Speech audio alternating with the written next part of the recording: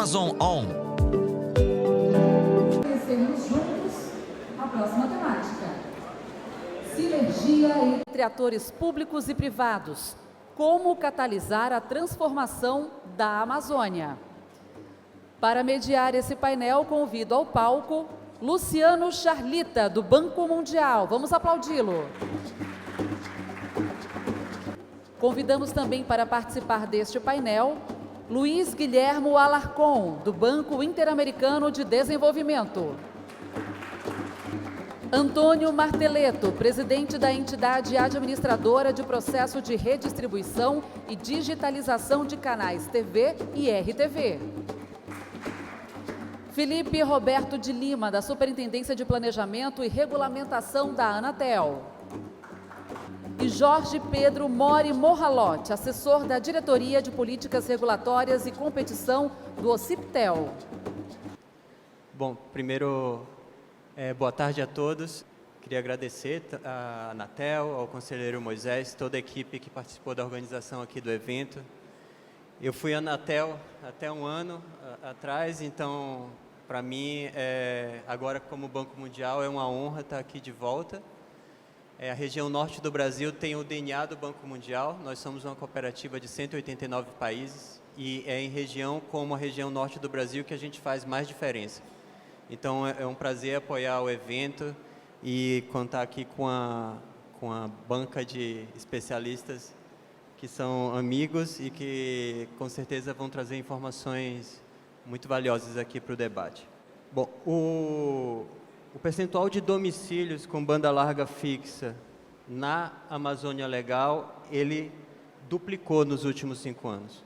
É um crescimento expressivo, face ao tempo, né, para essa estatística, mas ainda persistem aqui na região uma desigualdade em relação ao resto do país. Então, cresce a quantidade de acessos por domicílio, mas a região da Amazônia Legal continua muito atrás do padrão médio do resto do Brasil. Então, assim, o que pode ser feito para romper esse paradigma de subdesenvolvimento digital? O que pode ser feito? A proposta desse painel é trazer um pouco uma perspectiva dupla do setor público e do setor privado, e então a gente criar um debate com essas perspectivas. Eu queria convidar o meu amigo querido, Luiz Guilherme Alarcón. Nos últimos 4 anos, focou no Brasil, colaborando com a aplicação de ciências de dados, a regulação, políticas públicas e financiamento de infraestrutura digital. Eu queria fazer uma pergunta para você, Guilherme. Dado o imenso desafio de conectar a Amazônia, como os setores públicos, privado, acadêmico e a sociedade civil podem trabalhar juntos para desenvolver usos inovadores e sustentáveis de conectividade? Obrigado, Luciano. Isso de trabalhar juntos, eu acho que é a clave. Como vocês já sabem, eu já tenho 4 anos enfocado aqui no Brasil e imediatamente vi a zona amazônica como o maior desafio técnico que eu conhecido em 35 anos de carreira, trabalhando em África, em Europa, em América, Estados Unidos, etc. Este é o verdadeiro desafio técnico da vida.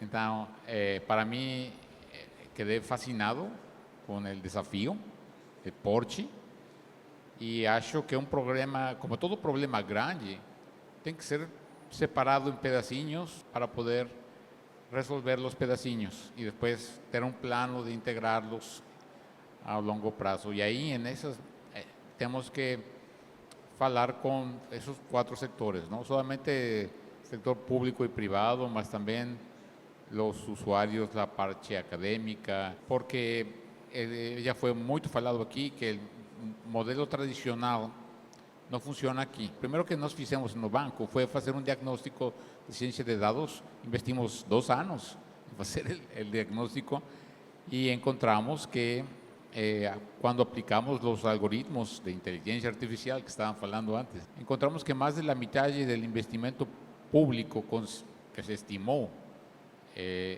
nesse exercício para fechar a brecha era aqui na parte amazônica. Então, isso é dramático, porque era a metade para uma zona que tem mais ou menos 30% da população. Pero para mí, como ingeniero, lo que me dice ese resultado es que la solución no funciona. O sea, usar las mismas soluciones no aplicaría. Entonces, para poder hacer soluciones amazónicas que funcionen, tenemos que falar todos. Então, acho que foros como este são chave para poder intercambiar e encontrar soluções de como vai ser o data center amazônico, como vai ser a rede de transmissão amazônicas, como vai ser as redes de acesso aos modelos de sustentabilidade financeira amazônicos, porque não vão ser iguais a los de las demás partes do Brasil ou do mundo. Dito isso,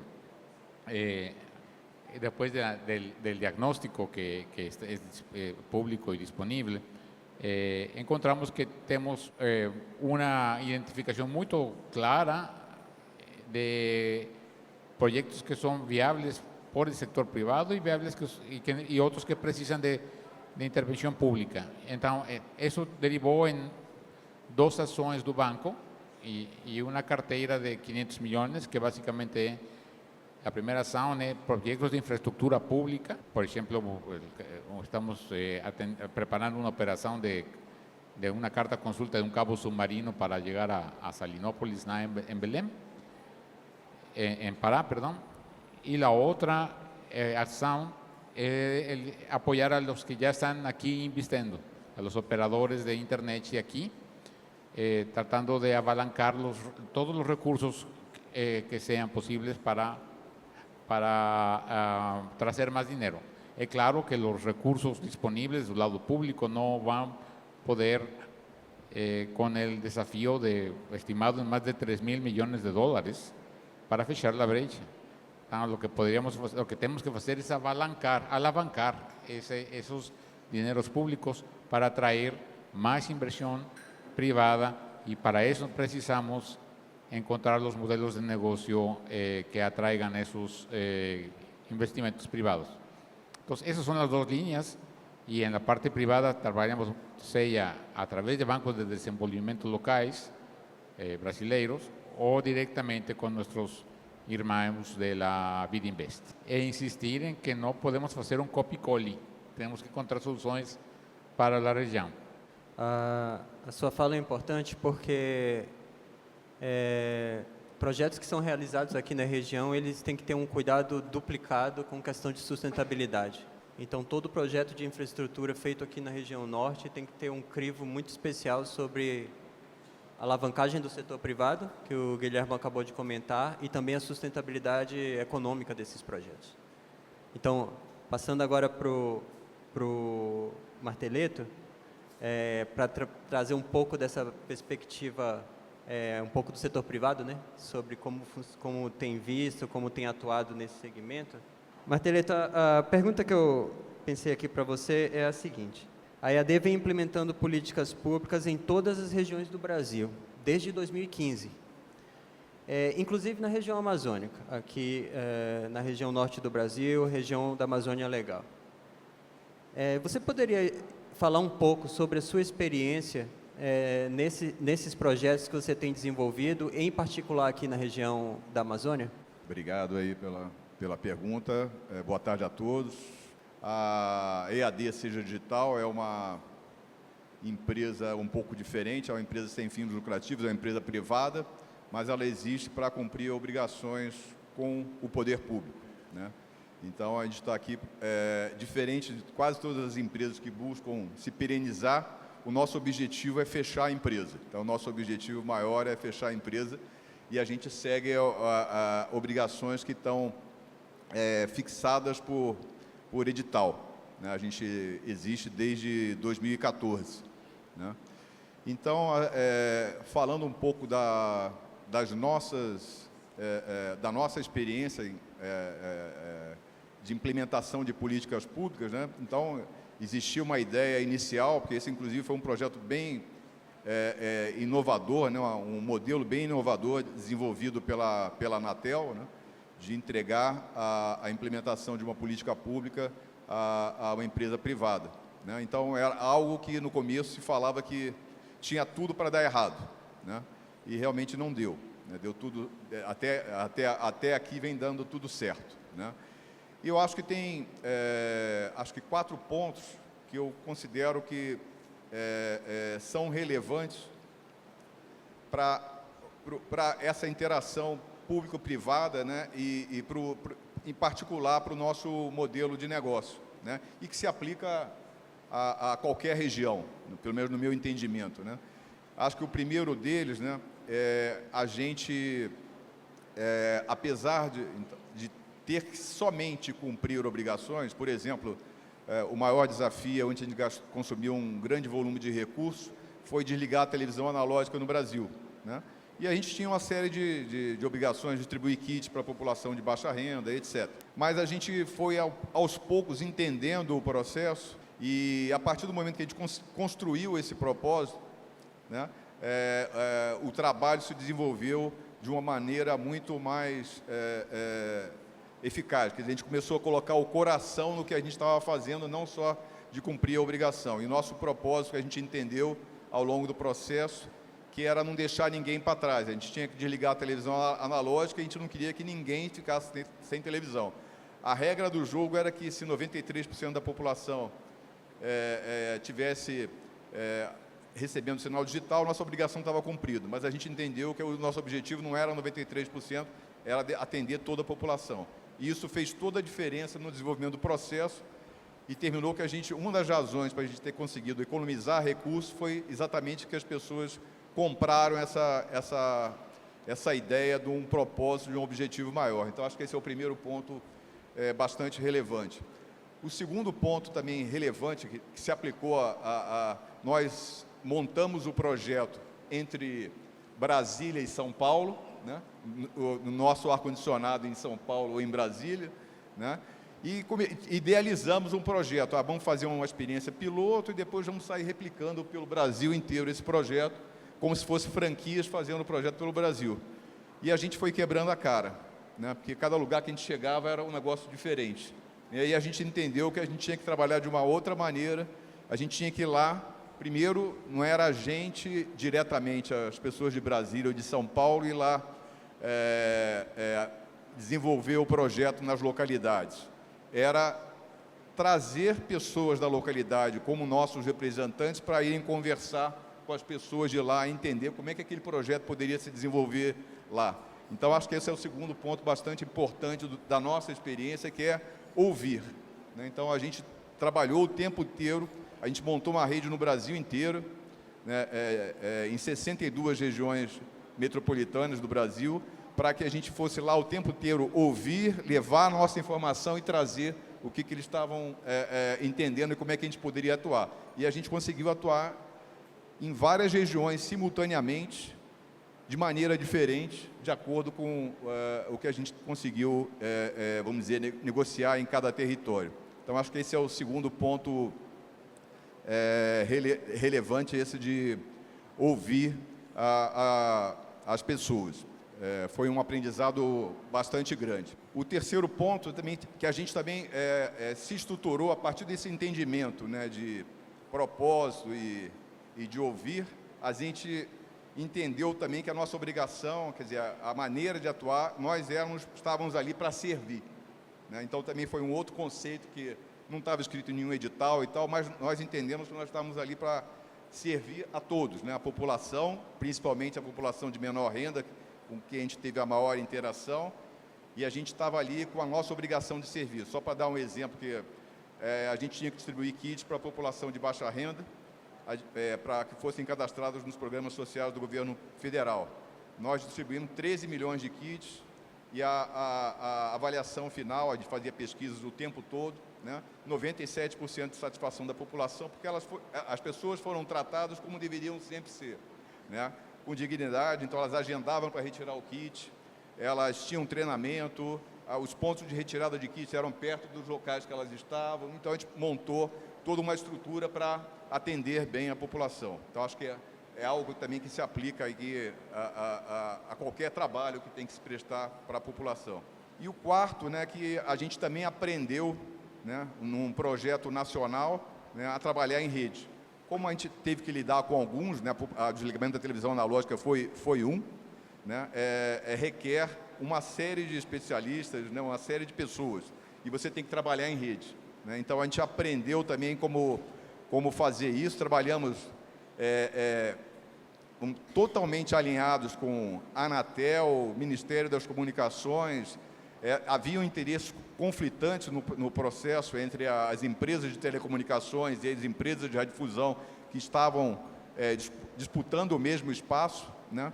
E a gente viu que somente o trabalho em rede faz com que as coisas pudessem se desenvolver. E a gente foi, apesar dos eventuais pontos de conflito, a partir do momento que a gente foi desenvolvendo, e o projeto foi se desenvolvendo, ganhou-se confiança e fomos encontrando pontos comuns com todos para que os projetos pudessem se desenrolar. Obrigado, Martelito.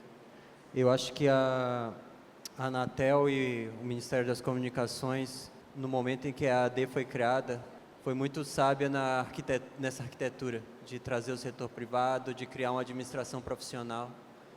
O Felipe, que está ali, ele é parte dessa arquitetura, é um dos mentores, juntamente com os colegas da Anatel, o Nilo, o grupo de conselheiros que tinha na época. Então, é um exemplo da maturidade da Anatel, e o sucesso disso refletiu em outras estruturas semelhantes que aconteceram depois. E agora eu já queria passar a palavra para o Felipe Roberto de Lima, superintendente de planejamento e regulação da Anatel. E para você, Felipe, eu queria fazer uma pergunta para você, que é: qual o poder do regulador na expansão da infraestrutura e preenchimento dos gaps em áreas remotas da região amazônica? Como a atuação do regulador pode complementar as iniciativas dos agentes públicos e privados para reduzir o gap de conectividade na região? Boa tarde a todos, boa tarde, Charlita, boa tarde aos demais colegas aqui do nosso painel, a todos que estão aqui, um agradecimento especial ao conselheiro Moisés, né, e ao convite para a gente estar falando aqui. Na estrutura da Anatel, a superintendência a qual eu estou representando aqui, ela tem a função de normatizar o setor, né, junto com o nosso conselho diretor, mas ela também tem a função de mapear a infraestrutura de telecomunicações e aí propor medidas para a sua expansão, universalização ou massificação dessa infraestrutura e do acesso. E aí eu acho de extrema relevância esse tipo de evento, porque pegando aqui uma fala que o colega Martelito colocou aí na experiência da EAD, né, é muito complicado a gente tentar padronizar o Brasil como se fosse um só. Certamente os desafios para a expansão de infraestrutura que nós vivenciamos no Sul, no Sudeste, no Centro-Oeste, são muito diferentes do Nordeste e ainda mais diferentes do Norte. E eu acho que trazer mais do que discutir essa questão da Amazônia, trazer esse tipo de debate para dentro da região faz com que nós aprimoremos um pouco mais a nossa visão e aí consigamos entender de fato as diferenças. Pegando aqui o gancho na pergunta, né, dividindo ela aqui em duas partes, né? A primeira parte é o papel do regulador. Eu acho que é preciso a gente entender a função do regulador nisso tudo. A Anatel foi criada, entre outras coisas, para implementar políticas públicas pensadas pelo Estado. Então, tudo isso que nós falamos aqui como inúmeros resultados que a gente vivencia no Brasil aí, há mais de 10 anos, né, esse processo da EAD mesmo é de um edital de 2014, que começou a ser pensado até antes. Tudo isso é resultado da função da Anatel de implementar políticas públicas. Então, quando nós, lá em 2014, começamos a estruturar esse modelo com a primeira entidade, foi justamente tentando atender uma demanda do Ministério à época que precisava, entre outras coisas, liberar uma faixa para a expansão do 4G e precisava, ao mesmo tempo, que a TV fosse digitalizada para justamente a gente conseguir liberar essa faixa e todos os desafios que existiram a partir daí. Mas eu acho que mais do que isso, e a Anatel vem amadurecendo ao longo dos seus 27 anos, né, que completaremos, é entender que o regulador ele tem que ser parceiro nisso tudo, né, porque, de fato, quem expande a infraestrutura, estamos falando de telecomunicações. Telecomunicações no Brasil é um setor prestado, um serviço, uma infraestrutura prestado por agentes econômicos da iniciativa privada. Não é a Anatel que vai lá e constrói e passa uma fibra, não é a Anatel que vai lá e liga uma herb e acende um sinal 4G. A Anatel ela é parte disso tudo, ela tem que ser parceira nisso tudo, e esse processo passa, de certa forma, por dois grandes aspectos da minha visão. Onde nós temos, como o colega da Amazon falou no painel anterior, viabilidade econômica, é natural que nós tenhamos 1, 2, 3, 4, algumas dezenas, inclusive, de agentes interessados em oferecer aquele serviço.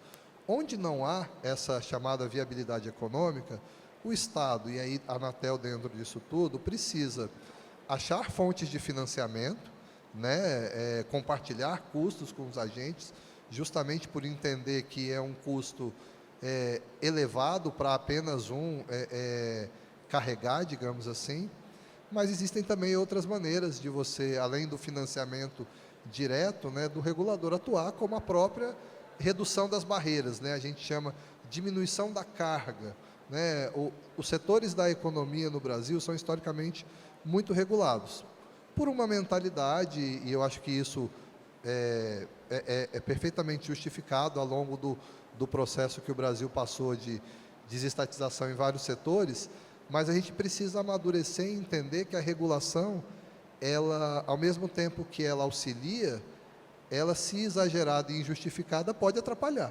Então, a gente precisa passar por um trabalho, e a Anatel vem passando por isso, de focar as nossas exigências, de fato, naquilo que precisa ser feito. E aí eu não estou falando aqui de uma desregulamentação de maneira irracional, sem qualquer motivação. É justamente tentando fazer uma correlação de quais problemas nós ainda persistimos e quais regras nós precisamos manter para combatê-los, e tudo aquilo que foi regra criada ao longo do tempo para problemas que não existem mais, a gente precisa deixar isso para trás e deixar que o setor consiga investir, consiga trazer esse retorno na infraestrutura. E só para não deixar sem exemplos, né, do que a Anatel fez nisso aí, eu acho que essa política de utilização de recursos em editais que a Anatel inaugurou, diga-se de passagem, né, no Brasil, isso a gente fala de 2014, mas a Anatel inaugurou isso em 2007, quando fez o primeiro edital do 3G, reservando uma parte daquele recurso para que, ao invés dos agentes econômicos pegarem isso e pagarem uma conta, um boleto, digamos assim, para o Tesouro, parte desse recurso vira investimento. E aí isso é a nossa fonte de financiamento que nós tanto procuramos. E aí isso foi evoluindo até chegarmos no modelo da EAD, no modelo da EAF e no modelo de uma outra entidade, que eu também queria aqui usar como exemplo, que é a entidade criada também no edital do 5G, junto com a EAF, para a conectividade das escolas, né? Então, nós temos a pandemia deixou isso muito latente, nós temos uma questão muito relevante a ser considerada do ponto de vista da educação no país, e a conectividade ela é essencial para isso tudo. E aí eu vou pegar o gancho dessa parte da entidade de conectividade de escolas para ir para a segunda parte da pergunta sobre sinergia. E eu acho que talvez aqui fique a mensagem, porque até aqui eu falei do que nós fizemos e do nosso papel, e muitos aqui estão cansados até de saber disso e de conhecer esse histórico. Mas pegando o gancho para essa parte de sinergia, e aí é a principal mensagem que eu queria deixar, né? O painel fala entre sinergias de atores públicos e privados, mas que eu acho que uma primeira reflexão que nós, Estado, precisamos fazer é a sinergia das nossas políticas públicas como Estado. E aí vou exemplificar. Nesse mesmo caso de conectividade nas escolas, uma parte, obviamente, disso tudo é fazer com que as escolas tenham conexão à internet, né? Mas, ok, isso está no nome do próprio projeto. Mas essas escolas precisam ter equipamento, precisa ter computador, precisa ter, eventualmente, uma lousa digital para o professor dar aula, né? Esses equipamentos precisam ter manutenção. Mais do que isso, a pessoa que vai usar precisa ser capacitada para usar aquele equipamento. E, em última instância, que é o objetivo disso tudo, toda essa infraestrutura precisa servir para a melhoria da educação. E aí, aqui nós temos, se você for parar para pensar, você tem a política pública de conectividade, que a Anatel implementa, que é pensada pelo Ministério das Comunicações. Parte dessa infraestrutura se associa com uma política pública do Ministério de Minas e Energia, que é justamente, eu estou levando conectividade para escolas que sequer têm energia. Isso se soma a várias políticas públicas estaduais de fornecimento de equipamentos, de infraestrutura das escolas. Em última instância, e não menos importante, aliás, muito mais importante, políticas públicas do Ministério da Educação de capacitar os professores e de criar conteúdos programáticos para que toda essa infraestrutura gere, de fato, um benefício para a sociedade, porque levar a conectividade para a escola não é um objetivo em si mesmo. Isso aí precisa agregar isso tudo. Eu dei esse exemplo da conectividade de escola porque é algo que nós estamos vivendo, mas para correlacionar também com a situação da Amazônia, e aí indo para o final dessa minha fala aqui, por conta do tempo, eu acho que o Estado precisa, de fato, ter um planejamento, mais do que um planejamento, um olhar de governo. O Estado precisa parar e começar a olhar as coisas com uma visão de mais longo prazo, né, para deixar essas coisas, de fato, mais perene e, principalmente, coordenar políticas públicas. Eu acho que a questão da sinergia, do ponto de vista dos agentes públicos, nós temos muitas iniciativas, todas elas legítimas, todas elas de um intuito muito nobre, mas falta a gente se coordenar, porque nós sabemos que nós temos um desafio de infraestrutura e temos recursos limitados. Então, nós não podemos desperdiçar esse recurso, né? Não podemos não tentar ser o mais eficiente possível com relação a isso. E eu acho que a parte da sinergia do público com o privado vai muito do que já foi dito aqui nesse painel e no painel anterior, que é dos efeitos onde esse tipo de infraestrutura acaba chegando, de tudo que gera, né? Quando você conecta uma determinada localidade, uma determinada comunidade, seja com fibra ótica, seja com satélite, todos os efeitos que gera isso. E aí eu acho também que o Estado precisa trazer as iniciativas, vou falar de privadas aqui, mas são entidades sem fins lucrativos, empresários, para pensar tudo isso de maneira integrada, né? Porque tudo isso é uma parceria. E eu acho que só com essa visão integrada e esse planejamento que a gente vai conseguir vencer esses desafios. É isso, agradeço aqui essa minha fala e estou à disposição. Obrigado. Obrigado, Felipe. Você falou da conectividade e falou também da conectividade significativa, que é um conceito com mais adição de valor, que não se resume a levar a internet até a porta da pessoa, mas trazer toda uma camada de valor adicionado na vida e na prestação de serviços públicos, na integração das pessoas ao mundo da internet. Quando você falou de sinergia, eu lembrei que duas coisas. A primeira é que eu fiz um estudo recente para a Colômbia e como que são parecidos os desafios que a gente tem aqui na nossa Amazônia brasileira e na Amazônia dos nossos vizinhos. A outra coisa é que o governo brasileiro parece reconhecer isso e há alguns meses teve um decreto da Presidência da República criando incentivos para a integração da malha de infraestrutura com os países vizinhos. Então, aparentemente a gente está discutindo problemáticas semelhantes. E aqui eu queria passar a pergunta para o Jorge. Ele é assessor econômico na Diretoria de Políticas Regulatórias e Concorrência do órgão supervisor de investimento privado em telecomunicações do Peru. Jorge tem 15 anos de experiência profissional em fiscalização, regulação econômica, finanças regulatórias e estudos econômicos. É também pesquisador e professor universitário na área de finanças e métodos quantitativos em economia, nos níveis de graduação e pós-graduação. Jorge, dada a problemática desse painel, qual é o seu pensamento sobre qual é o principal problema para o investimento de redes de banda larga na região da Amazônia peruana? Boa tarde a todos. Muito obrigado pela invitação de Anatel, BID. En principio he traído una presentación, disculpen, voy a hablar en español, para explicar un poco la realidad, para ir abordando la pregunta, la realidad peruana, y cómo tiene un poco de, bueno, bastante diría yo, sintonía con lo que puede ocurrir en el Brasil, principalmente en esta parte. Ahí, solo para ejemplificar, he puesto un poco las regiones geográficas que tiene Perú. Tiene costa, un tramo cortado por la cordillera de los Andes, y tiene toda la selva amazónica en frontera con Colombia, Brasil y parte de Bolivia, bueno, parte de Ecuador también.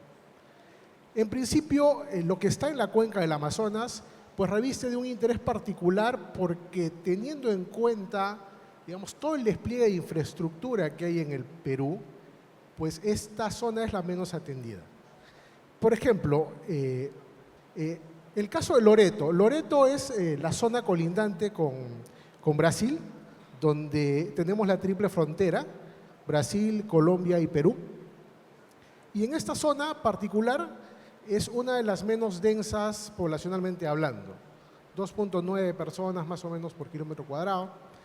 Y tampoco tiene accesibilidad por carretera. Se puede llegar allí solo a través del río Amazonas o a través de vuelos, ¿no? A través de avión. Asimismo, está concentrado en pequeñas zonas, en la zona capital de Loreto, y las otras zonas en un principio no estaban tan atendidas.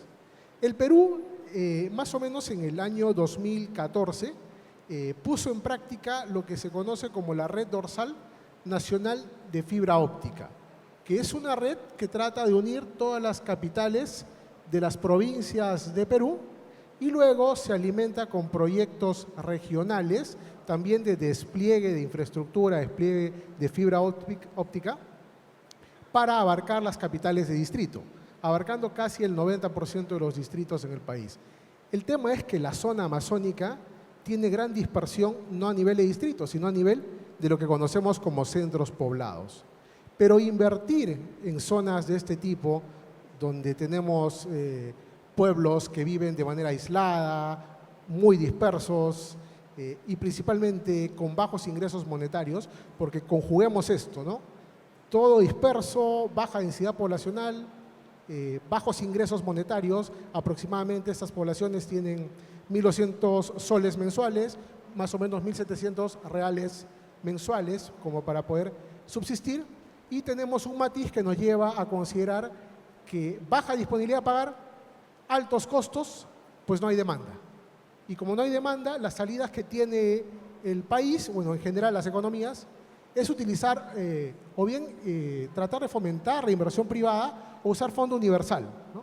Fondo universal, que es esta colección de ingresos que uno puede destinar para cubrir justamente esa brecha que no tiene o que no es cubierta. Esto pasa en la selva del Perú, esto pasa en la Amazonía. ¿Cuáles son las dos propuestas principales que les vengo a presentar acá?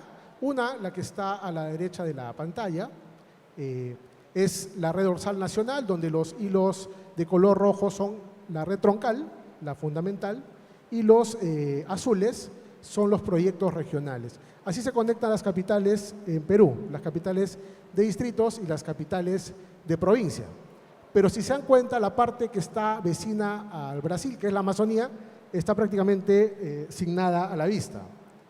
No obstante, a partir más o menos del año 2021 hasta el 2023, se construye una red subfluvial, que es la red que está al lado izquierdo, ¿sí? Donde se puede ver un despliegue de un privado, ¿no? Desplegando infraestructura fibra óptica y luego llegando inclusive hasta la comunidad, hasta el distrito de Caballococha, que también es frontera con el Brasil, muy cerca a la comunidad de Santa Rosa, muy cerca a la triple frontera.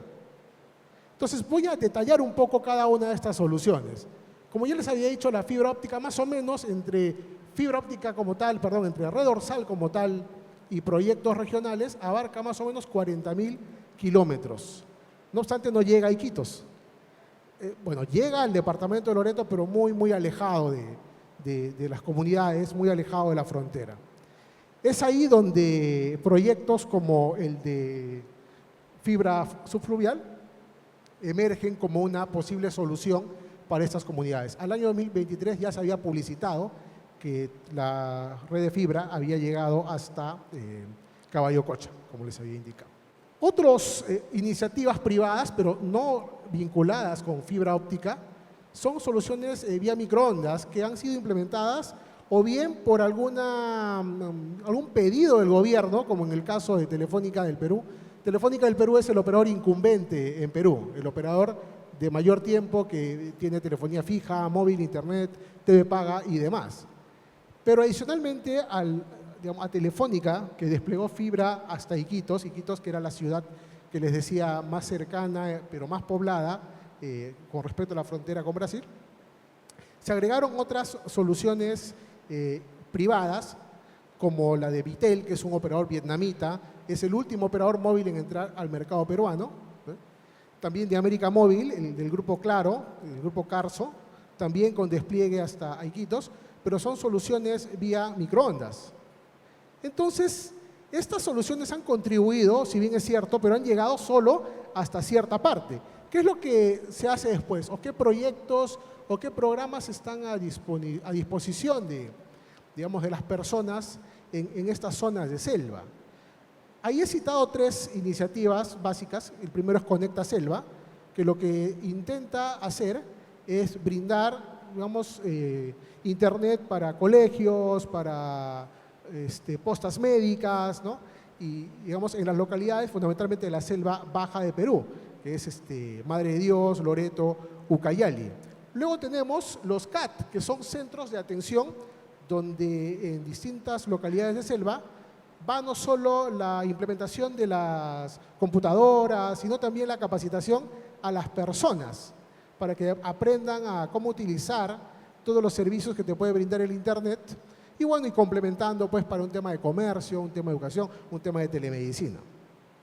Y los EPAT, que son básicamente zonas donde se tiene el Internet libre, ¿no? Zonas Wi-Fi donde las personas pueden tener acceso a Internet de manera gratuita, ¿sí? Esos serían los lineamientos básicos en cuanto al despliegue de infraestructura en zona selva, en zona, para los que no entienden, selva es el equivalente a Amazonía o Amazonia, como dicen ustedes aquí, ¿sí? Luego he tratado de separar la presentación en cuál es el rol de las sinergias que encontramos en Perú con respecto al despliegue de infraestructura en estas zonas, ¿no? Y la provisión final de los servicios de banda ancha. Y en principio el OCIPTEL lo hace a través de lo que es compartición de infraestructura, o sea, provisión de accesos en postes, torres, ¿no? Y a través de una figura un tanto nueva en el país, y creo que no hay en otros lados una figura parecida, que es el operador de infraestructura móvil rural, que es un operador básicamente que tiene servicios portadores, pero tiene una particularidad, que si llega a una zona donde no hay cobertura, donde no hay servicio, y esta zona es rural, muy pocamente poblada, dispersa, de baja disponibilidad a pagar, o sea, donde no hay interés de un operador establecido en el mercado peruano, como son los 4 que dije, Telefónica, Claro, Vitel y Entel, una empresa chilena, pues puede obligar a este operador a brindar los servicios finales utilizando la infraestructura que el operador de infraestructura móvil rural ya ha desplegado. O sea, el OIMR, esas son las siglas, despliega parte del transporte y también parte del acceso. Y sobre eso se esperaría pueda el operador móvil ya establecido brindar los servicios finales en estas localidades. La particularidad es que lo puede hacer por ley, o sea, lo puede obligar. El OIMR obliga al OMR y con eso se brinda el servicio en las localidades rurales. En selva hay bastantes casos donde, acá justo lo he ejemplificado, Ese es un mapa donde vemos un poco los centros poblados que han entrado a través de bien un contrato de compartición, contrato mayorista entre el OIMR y los operadores establecidos, o a través de la intervención de los IPTEL. ¿Qué ocurre tanto en compartición de infraestructura como en el acceso a los OIMRs?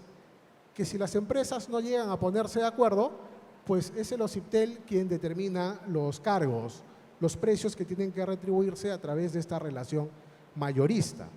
La dinámica ha sido interesante en el mercado peruano, donde los OIMRs igual utilizan, hace poco estaban hablando de todo el tema de satélites, y los de baja órbita, y la banda KU, y la banda K, y todo lo demás, pues los OIMRs pueden utilizar parte de esa infraestructura o hacer contratos con estas empresas para brindar el servicio final, digamos que lo brindaría el operador establecido, pero usando estos contratos también que tienen los OIMRs, ¿no? Básicamente esa es la figura que se tiene con los OIMRs en Perú, que digamos con el paso del tiempo está estableciéndose cada vez más contratos, y lo ideal es que el regulador no intervenga, ¿no? Que solo intervengamos cuando es estrictamente necesarios y tengamos pues que definir aquellos cargos que fomenten eficiencia, ¿no? Porque uno cuando puede determinar un cargo pues tiene que tratar de garantizar que en efecto no se esté pagando ineficiencias. La lógica detrás del OIMR es que eran operadores que ya conocían la zona rural, eran comúnmente llamados torreros, ¿no? Habían desplegado torres, tenían todo un know-how allí y querían aprovechar esa infraestructura. Y es que es ahí que en el año 2013 sale una norma donde se genera esta obligatoriedad, y el 2017 se termina de reglamentar, y es desde ahí que ya empiezan a haber relaciones entre las empresas. Hay una pregunta que hacías y si se podía identificar cuál era la viabilidad o el tema de la sostenibilidad digamos, en comunidades de selva de Perú, de Amazonía en general. Y lo cierto es que, como indicaba, este mix de poca densidad poblacional, bajos recursos, hace que un operador tenga que ser muy eficiente para poder brindar el servicio. No obstante, soluciones como la que vimos de la fibra que está llegando a localidades de Loreto, ¿no? Podrían permitir abaratar costos, por lo menos en la parte de transporte, ¿no? Y con eso tal vez la implementación por parte del operador establecido pues pueda ser también rentable. Hay una intervención, por ejemplo, de los OIMR con las municipalidades, donde las municipalidades pueden brindar espacios públicos, hacen un convenio donde les ceden un espacio y ahí puedes colocar el site, puedes colocar el equipamiento, con lo cual eso también contribuye a reducir los costos para los OIMRs y bueno, y al final el servicio puede ser rentable también para el OMR. Sí, mil disculpas, gracias.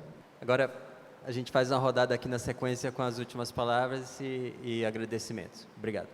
Sí, yo solo quiero parabenizar a los IPTEL y a José, porque yo tuve la honra de participar en la concepción inicial de Internet para Todos Perú, donde nuestros hermanos de Bidinvest, que es la parte financiera que financia el sector privado. Yo fui el consejero técnico de esa parte y puedo decir con orgullo y con parabenización para você que comenzamos con 300 radiobases, ahora tienen 3.000, tienen 3 millones de personas que fican en lugares apartados, que ya tienen servicio ahora, y es un buen negocio que ya pasó la parte crítica y ya está dando, es financieramente viable. Mesmo sin frecuencia, mesmo sin cidade y mesmo sin poder vender al usuario final. Ese es un modelo que yo quiero parabenizar a ustedes, porque ese y el otro que están desenvolviendo de canon, de obligaciones, pago de obligaciones de frecuencia con infraestructura, donde ya están atendiendo centenas de comunidades menores de 200 personas bien aisladas. Entonces, acho que soluciones tenemos, la llave é inovação, é falar, é compartilhar essas boas experiências. E eu solamente queria aproveitar para parabenizar a vocês.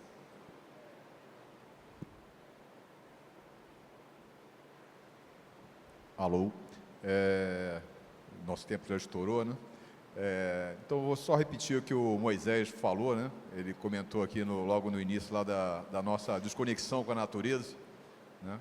E a gente só realmente cuida, né, daquilo que a gente conhece, né? Então, eu acho que a razão de tudo que a gente está vivendo hoje é efetivamente a nossa desconexão com a natureza, e acho que é vamos dizer, entre aspas, a coisa mais fácil que a gente tem a fazer, que é se reconectar. Não é fácil, mas é o caminho para a gente poder construir alguma saída, né? Porque a gente tem a ideia de que a gente veio aqui para salvar a Amazônia, mas a Amazônia é que pode nos salvar. A gente já está meio perdido. Então, a nossa salvação é realmente parar e buscar essa reconexão. Obrigado.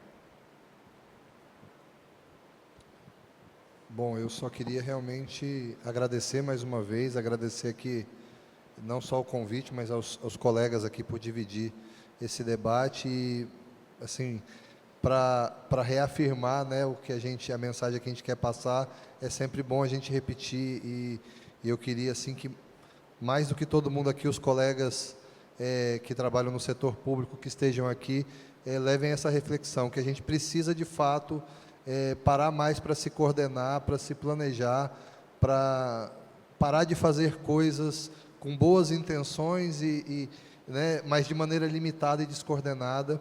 Eu acho que isso vai para além das políticas só de telecomunicações, são políticas voltadas para toda uma região, para todo um povo. Então, aqui, quando a gente fala da Amazônia, né, a gente tem muita política focada em comunidades ribeirinhas, povos da floresta, tudo para pegar aquele gancho da conectividade significativa, né, porque de nada adianta a gente estar promovendo essa conectividade aqui, se ela de fato não gerar alguma melhoria para a sociedade, para a economia, para a vida das pessoas, não vai ser uma conectividade por si só. E aí passa justamente por a gente falar entre os diversos agentes, Estado federal, municipal, Estado e os próprios agentes privados também participando disso como agente fundamental, porque no final do dia são eles que levam a conectividade a esses lugares. A gente está aqui tentando facilitar ou ao menos não dificultar, né, a nossa função do regulador. Mas é isso, queria mais uma vez agradecer e obrigado. Bueno, muchas gracias por la invitación. Yo quería, a modo de reflexión, y ya lo hago en título personal, ¿no? A título personal. Qué bueno que existan espacios como este, donde se pueda hacer más notorio la problemática en selva, ¿no? En la selva, en la parte de la Amazonía. Yo lo digo porque a veces en lugares que no están conectados, donde un profesor se va a cobrar el sueldo y regresa al siguiente mes porque es muy complejo que pueda regresar por el río, o cuando una persona fallece, pues tiene que guardar tierra para poder enterrarlo porque el agua ha crecido. Una problemática que a veces uno no suele observar, ¿no? Sin embargo, si contribuimos con este incremento de la conectividad, tener a poblaciones más conectadas, con acceso a todo, digamos, a medicina, a mejor educación, los tiempos se van a acortar mucho y con el paso del tiempo ellos van a mejorar también, ¿no? Y esa mejora no solo mejora para ellos, sino mejora para el país y para toda esta parte, toda la Amazonía. Gracias.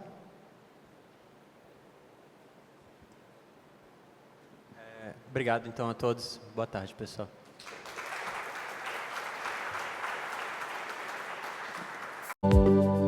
Amazon On,